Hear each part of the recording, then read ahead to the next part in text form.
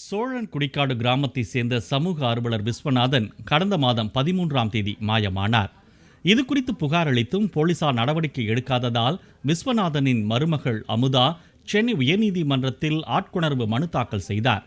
உயர்நீதிமன்ற உத்தரவை அடுத்து வழக்கு பதிவு செய்த கூவாகம் போலீசார் விஸ்வநாதனின் செல்போனை வைத்திருந்த நயினார் குடிக்காடை சேர்ந்த பாலமுருகன் என்பவரை பிடித்து விசாரணை நடத்தினர். அதில் விஸ்வநாதனை கடத்தி சென்று கொலை செய்து கடலூர் அரியலூர் மாவட்ட எல்லையையொட்டி உள்ள வெள்ளாற்றில் புதைத்திருப்பது தெரிய வந்தது. இதனைத் தொடர்ந்து இந்த கொலை தொடர்பாக சிறுகளத்தூர் பாஸ்கர், நெல்லை மாவட்டத்தை சேர்ந்த அழகர் ஆகியோரும் கைது செய்யப்பட்டனர்.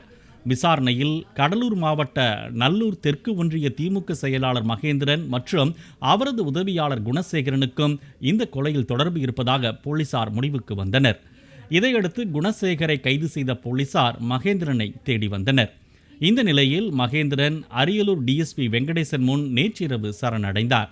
அவரை கைது செய்து விசாரணை நடத்தி வரும் போலீசார் இன்று அவரை நீதிமன்றத்தில் ஆஜர்படுத்த உள்ளனர். இதனிடையே விஸ்வநாதன் கொலை வழக்கில் பல முக்கிய விஷயங்களை காவல்துறை மறைப்பதாகவும் இதனால் வழக்கை சிபிசிஐடிக்கு மாற்ற வேண்டும் என்றும் உறவினர்கள் கோரிக்கை விடுத்துள்ளனர். கடலூர் மாவட்டத்தை சேர்ந்த முன்னாள் அமைச்சர் ஒருவரின் தலையீடு காரணமாக உள்ளூர் போலீசார் வழக்கின் விசாரணையை திசை திருப்பி வருவதாகவும் அவர்கள் குற்றம் சாட்டியுள்ளனர்.